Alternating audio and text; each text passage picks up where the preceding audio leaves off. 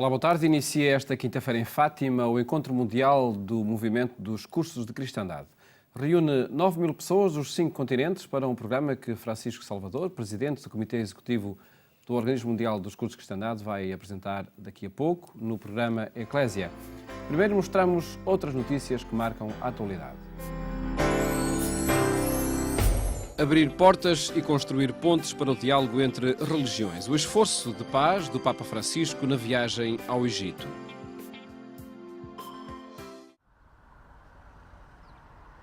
É uma das viagens que vai marcar o pontificado do Papa Francisco. O Egito recebeu de braços abertos o líder da Igreja Católica, apesar das preocupações com a segurança, e o Papa falou a muçulmanos, católicos e coptos ortodoxos.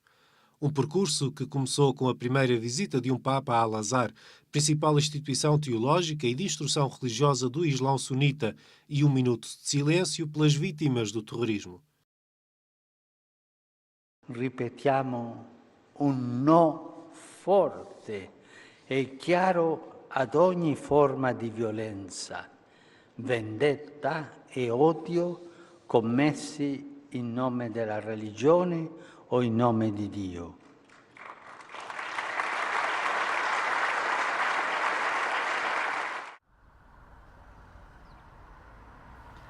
Depois do abraço ao mundo islâmico, o sucessor de Pedro foi ao encontro do sucessor de São Marcos.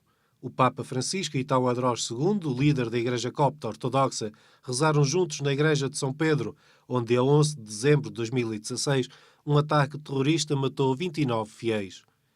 Foi com emoção que os participantes viram as marcas das explosões e do sangue, uma evocação dos mártires que continuam a alimentar o diálogo entre cristãos para lá das divisões históricas. Fin dai primi secoli del cristianesimo hanno vissuto la fede eroicamente e fino in fondo, versando il sangue, piuttosto che renegare il Signore e cedere alle lusinghe del male o anche solo alla tentazione di rispondere con il male al male. Quando no domingo de Ramos uma série de atentados no Egito provocaram dezenas de mortes em igrejas cristãs, muitos temiam que não fosse possível a visita do Papa Francisco a este país. A verdade é que depois dos 2 dias de viagem ao Cairo que pudemos presenciar, ficou claro que não há medo que pare o Papa Francisco quando sente o chamamento de ir a determinado local para deixar uma mensagem de paz e de diálogo e assumir com líderes de outras confissões religiosas a luta contra o terrorismo e o extremismo. A 18ª viagem apostólica internacional deste pontificado, a última antes da esperada visita a Fátima, deixou grandes lições, talvez tenham passado um pouco despercebidas por causa de todo o entusiasmo com que em Portugal se espera o Papa, mas vale a pena parar um bocadinho e pensar em tudo aquilo que o Papa Francisco levou como mensagem ao Cairo, levou como mensagem ao mundo cristão, ao mundo muçulmano, à comunidade católica, uma pequena minoria naquele país, e sobretudo a mensagem que fica desta viagem de paz e desta viagem de diálogo interreligioso, é uma mensagem que também se pode ver em Fátima, é que o mal nunca vai ter a última palavra. O Museu dos Missionários da Consolata em Fátima tem uma sala dedicada aos futuros santos Francisco e Jacinta Marto.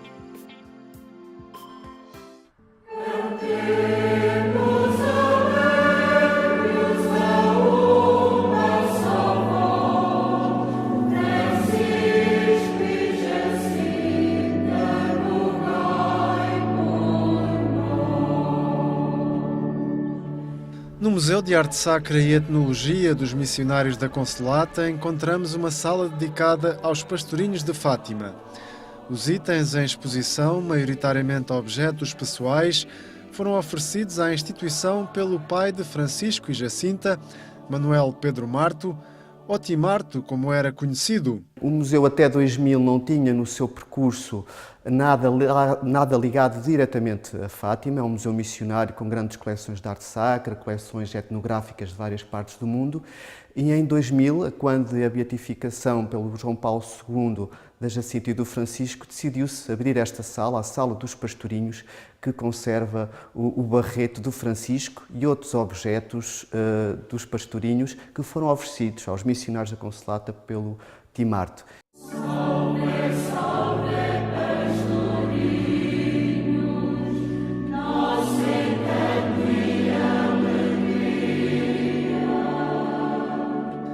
Nesta sala encontramos uma pedra do túmulo original de Jacinta e Francisco que o seu pai conservou depois da trasladação dos filhos do cemitério paroquial de Fátima para a Basílica de Nossa Senhora do Rosário.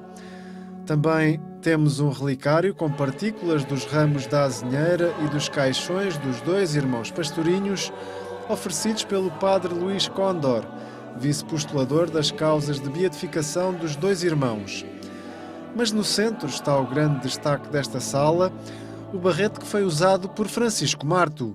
A sala ficou situada no final de todo o percurso do museu. Portanto, viajam pelo mundo os visitantes e chegamos a Fátima. E onde está o barrete do Francisco, uma sala escura para apelar à meditação, porque dos três o Francisco era o mais contemplativo e, de facto, os visitantes apreciam e passam algum tempo no interior desta sala como que a meditar e a contemplar este objeto, o barrete do Francisco. Nossos olhos inocentes contemplaram a Senhora. Podemos apreciar também outros objetos, como terços, um relógio, alguns trajes e fotografias dos dois futuros santos portugueses, bem como dos seus pais, Olímpia de Jesus e Manuel Pedro Marto. O Timarto era um homem muito espiritual, não sabia ler nem escrever, recebia quantidade de dinheiro, nunca ficou com um cêntimo, porque ele dizia, não é mérito meu, se Nossa Senhora falou aos meus pastorinhos, aos meus filhos. De facto, em 1950, um dos nossos padres foi a Roma com um grupo e ele veio cá trazer um envelope daqueles amarelos com dinheiro para dar ao Papa Pio XII. Só de dólares havia 5.000 dólares em 1950. Nós conhecíamos-lo bem, íamos muitas vezes ter com ele. Ele passou centenas de horas com o padre Demarchi a falar das aparições, dos pastorinhos, etc. De facto, ele acreditou nas aparições desde o primeiro dia, porque ele dizia, a maneira como eu eduquei os meus filhos, eles não eram capazes de inventar uma história destas.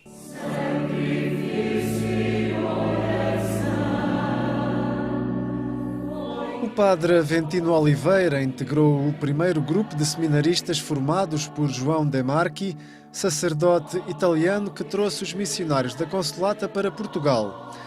E teve a oportunidade de conviver de perto, ainda jovem, com o Timarto. Um ponto também que descreve o caráter do Timarto. Quando no dia 13 de agosto os pastorinhos foram levados para a cadeia, para Orém, o povo amotinou-se diante da igreja de Fátima e começaram gente com varapaus, com forquilhas, queriam ir a Orém atacar o presidente da Câmara que tinha lá os pastorinhos. Foi o Timarto, foi para diante deles e convenceu-os, não senhora, a justiça vai seguir o seu curso, mas ninguém vai. E ele é que, digamos assim, salvou essa situação um bocado crítica. O padre Aventino Oliveira esteve muitos anos nos Estados Unidos da América, onde desempenhou um papel essencial na difusão da mensagem de Fátima. E destaca aqui alguns aspectos da espiritualidade de Francisco e Jacinta Marto. O Francisco era muito calmo e tornou-se um místico, um adorador. Ele viu o anjo como o anjo adorou a Eucaristia nas aparições e entrou-lhe esta ideia da adoração e passava tempo sozinho na igreja a adorar o Santíssimo. A Jacinta era um novelo de amor, uma coisa incrível. Amor pelos pecadores, sempre a escolher, a inventar sacrifícios para que muitas outras pessoas viessem a conhecer a Deus. Isto é muito importante porque também o Concílio Vaticano II insistiu muito sobre o dogma da comunhão dos santos. Isto é, que nós somos todos uma família e, portanto, temos de fazer coisas para os outros. E ela era uma mania a inventar sacrifícios para, ajudar, não é? Ajudar outras pessoas a viverem melhor, a conhecerem Deus melhor, a conhecerem Jesus, Nossa Senhora. Francisco e Jacinta Marto vão tornar-se as primeiras crianças não mártires a serem canonizadas pela Igreja Católica, depois do processo ter sido aprovado pela Santa Sé.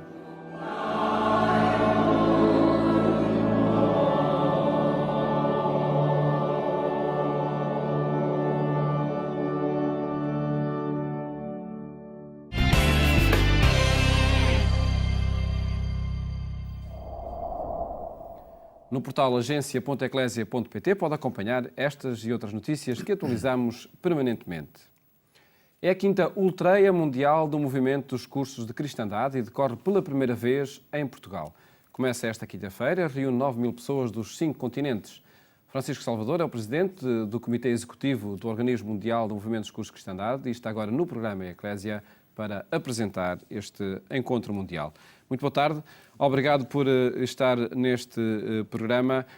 Pedi-lhe que nos contextualizasse a realização destes encontros num movimento que, enfim, tem outras dinâmicas de reunião de casais, não é? A 5ª Ultreia Mundial consiste em quê? Ora bem, primeiro explicar que as Ultreias são um encontro festivo dos que viveram a experiência de um cursilho de cristandade. A palavra Ultreia é uma palavra de origem latina, muito antiga, provém da Idade Média, quando os peregrinos encaminhavam para os grandes centros de peregrinação, como Santiago de Compostela, e como vinham de muitos sítios, a língua comum era o latim, animavam-se dizendo ult ea, isto é, vamos mais além. O movimento dos cursilhos de cristandade, em bom tempo, aproveitou esse grito de encorajamento para chamar a esses encontros de quem viveu um cursilho de cristandade, Ultreia, portanto, que é um sítio, um local onde se encontram os cursilhistas, onde revivem a alegria que encontraram ao saberem-se amados por Deus e procuram ir mais além. E, portanto, Ultreia usa-se a palavra em todo o mundo para designar este tipo de reuniões que ocorrem muito frequentemente. A nível mundial é que é só a 5ª. Isto porquê? Porque o Organismo Mundial tem uma organização baseada em mandatos de 4 anos que são entregues a países eleitos por grupos internacionais de uma forma rotativa. Isto é, a Europa só voltará a ser sede do Organismo Mundial, um país da Europa, daqui por 12 anos, porque Portugal vai terminar o seu mandato agora, depois seguem-se a América Latina, depois naturalmente a América do Norte, depois a Ásia-Pacífico e finalmente novamente a Europa. E, portanto, de 4 em 4 anos há um país diferente que preside aos destinos do Organismo Mundial e de 8 em 8 organiza-se uma Ultreia. Nos outros 4 organiza-se um encontro mundial, portanto que é uma coisa mais, uma reunião mais restrita de delegados de países, portanto não aglomera milhares de pessoas, aglomera umas centenas e é mais destinada a aspectos práticos. As Ultreias organizam-se, portanto, de 8 em 8 anos.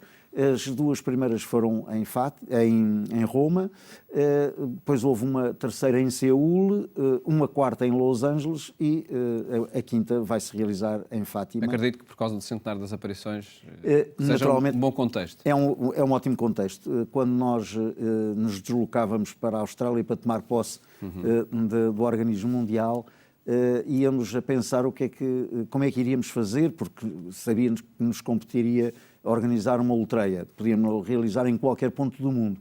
Mas começámos a ver, vai calhar mesmo em 2017, o centenário das aparições de Fátima, portanto o local ficou imediatamente escolhido. E depois a data também foi fácil de escolher, porque Eduardo Bonin, que foi o fundador do movimento, um leigo muito proeminente no seu tempo e que comemora exatamente no dia 4 de maio o seu primeiro centenário de nascimento e, portanto, a data estava escolhida. Naturalmente que será muito mais fácil organizar um evento que apanha um fim de semana e daí fazemos de 4 a 7 de maio. Trata-se, estes cursos de cristandade são retiros, podemos chamar assim, são cursos intensivos da fé que propostos aos casais? São, assim, muito resumidamente, é um retiro onde as pessoas são enfim, convidadas a fazer um encontro consigo mesmo, portanto um retiro interior, depois são convidadas a encontrarem-se com o Cristo, através de Cristo sacramentado na reserva eucarística, e finalmente a promover um encontro com os outros. Naturalmente com um método muito próprio, muito vivo, muito jubilar, e muito próprio, naturalmente, mas reside nesses 3 encontros. Esses 3 encontros, desde que devidamente bem executados, promovem uma alteração profunda nas vidas das pessoas. Temos vários casos conhecidos e alguns muito bem testemunhados publicamente, como é o caso do nosso selecionador nacional, Fernando Santos. Também estará nesta Ultreia Mundial? Muito provavelmente sim. Muito provavelmente sim. E íamos por aí, este programa para estes dias em Fátima, 9.000 pessoas dos 5 continentes, acredito que seja um desafio, enfim, para a própria organização, mas mais do que isso perguntava-lhe o que é que vai acontecer nesses dias. Bom, no primeiro dia é todo ele dedicado a Eduardo Bonin, porque é o dia do centenário do seu nascimento e, portanto, é promovida uma celebração eucarística na Capelinha das Aparições, pelas 5h30, e que tem como objetivo sufragar, por um lado, a alma de Eduardo Bonin, que está num processo de beatificação, foi aberto um processo de beatificação em seu nome, e, naturalmente, também dar graças a Deus por todo o trabalho que ele desenvolveu ao longo de muitos anos, até ao final da sua vida. Morreu já em 2006, portanto, já quase com 90 anos, mas sempre muito dedicado à Igreja e ao movimento. Depois, no dia 5, abre-se o leque das referências e há uma série de conferências e painéis em que a figura de Eduardo Bonin naturalmente será também um dos temas, mas que outros pioneiros agregados que não queremos de maneira nenhuma esquecer, como é o caso do padre Dom Sebastián Gaiá, um sacerdote espanhol muito importante no movimento, Dom Juan Capó, que foi teólogo da parte espiritual dos cursilhos, e Dom Juan Hervás, que foi o bispo que abençoou em primeiro lugar os cursilhos e que promoveu a sua divulgação saindo de Maiorca, onde os cursilhos nasceram, portanto uma ilha muito confinada, e Dom Juan Hervás, que foi bispo de Maiorca e depois bispo castrense espanhol, portanto já com uma dimensão nacional, levou depois os cursilhos para a Espanha, de onde se difundiram por todas as partes do mundo. São dias essencialmente de encontro com os valores fundacionais do movimento? Sim, e as ideias principais? Nós temos como objetivo ir em busca das raízes para aprofundar a unidade.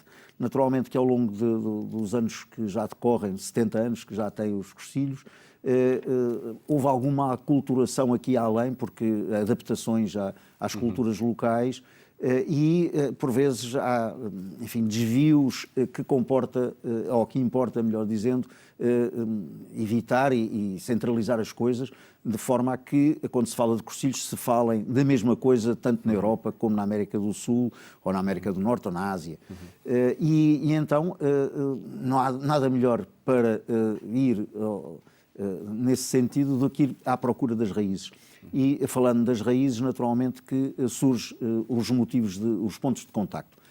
Mas deixe-me concluir o programa, porque estávamos na quinta-feira, na sexta-feira... Sinteticamente. Portanto, na sexta-feira temos esses painéis. No sábado, há a apresentação de um livro com a vida do Eduardo Bonin e um painel que vai decorrer na Basílica da Santíssima Trindade sobre os 4 pioneiros, que eu já referi. E depois da parte da tarde, há um momento que, para mim, será o momento mais importante de todo este encontro, que vai ser a consagração à Virgem Maria do movimento dos cursilhos cristandade a nível mundial, com a presença de um delegado pontifício. O Santo Padre teve a ternura, a gentileza, a generosidade de nomear um seu delegado para este evento, e com a presença dele, que é o cardeal Dom João Brás Davis, e com, naturalmente, a presença do cardeal patriarca de Lisboa e do assessor espiritual do movimento a nível mundial, o Dom Francisco Senra Coelho, bispo auxiliar de Braga, iremos, e naturalmente todos os cursistas presentes, iremos fazer a consagração do movimento a Nossa Senhora de Fátima. Eu penso que será um momento não mais espetacular, mas seguramente o mais eficaz, porque tudo aquilo que se tem constatado ao longo dos anos é que consagrações feitas a Nossa Senhora em Fátima têm uns resultados práticos excelentes. E nós esperamos que esse resultado prático nos advenha, porque a intercessão de Maria, naturalmente, será fundamental. A confirmar a atualidade e a importância do movimento para os dias de hoje. Este ato antecede imediatamente o início da Ultreia, que vai decorrer na Basílica da Santíssima Trindade, daí o número 9.000, porque é a capacidade máxima, não podemos aceitar mais do que 9.000, porque era um risco muito grande, enfim, aceitar todos aqueles que quisessem vir, porque houve ultreias, nomeadamente em Roma, que juntaram mais de 30.000 pessoas, mas a Praça de São Pedro é a Praça de São Pedro e as condições de Roma são outras. E os tempos também são outros. Claro. E, portanto, escolhemos a Basílica da Santíssima Trindade, tem um número muito razoável, estão representados 39 países e julgo que não serão todos, porque há cursilhos em 60 países, porém, enfim, devido às dificuldades de transportes e de comunicação, alguns países fazem-se apenas representar com um ou dois e esses nós não contamos. Contamos com as delegações numerosas e então são 39 os países que estão assim. Que estarão nessa festa dos cursilhos de cristandade da família. Nós estaremos cá depois para dar conta desses vários momentos que vão marcar este 5º Encontro Mundial. Agradeço-lhe ter estado no programa Eclésia a apresentar o programa. Eu é que agradeço a oportunidade. Deste 5º Encontro Mundial. Mais logo, siga o programa Eclésia também na rádio, na Antena 1, pelas 22h45. Votos de boa tarde. Até amanhã, se Deus quiser.